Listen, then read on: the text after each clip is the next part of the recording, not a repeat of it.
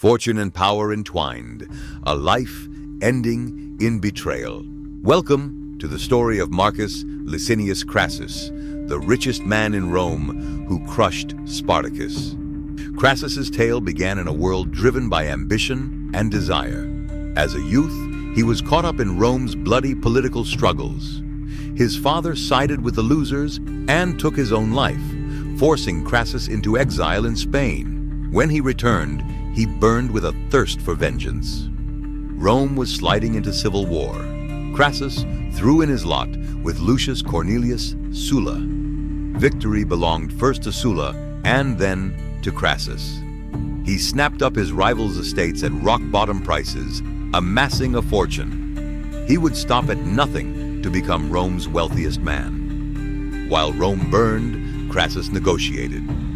Homeowners, watching their houses go up in flames, sold to him for a pittance. His private fire brigade then put out the blaze, before renting the properties for profit. Thus, he became one of Rome's greatest landowners.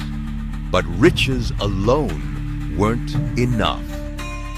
He hungered for glory and fame. The opportunity came in 73 BC, Spartacus, the escaped gladiator who struck fear into the heart of Rome. Tens of thousands of slaves rose up for freedom. Roman armies met defeat after defeat.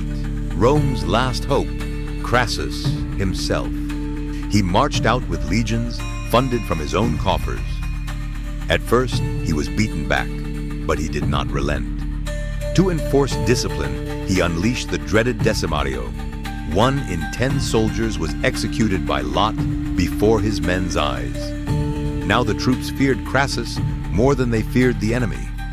He trapped Spartacus's army on the Calabria peninsula, erecting an enormous trench and rampart to starve them into submission. Yet, one stormy night, Spartacus broke through in a snow blizzard escape. His flight sent fresh terror through Rome. Crassus, relentless, pursued them without pause. The final confrontation came by the Silarius River.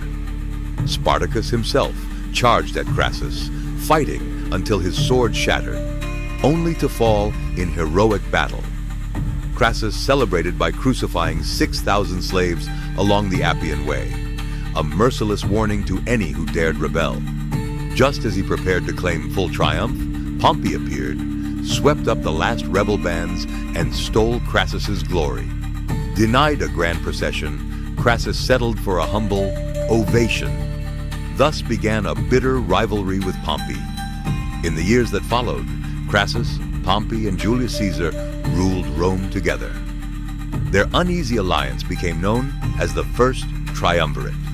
They held Rome in their grip, but mutual distrust never faded.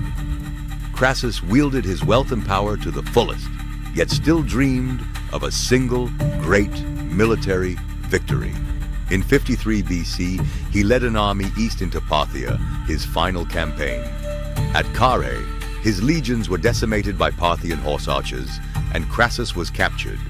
Legend says molten gold was poured down his throat, a horrifying end, symbol of his unquenchable greed. His death shook Rome to its core.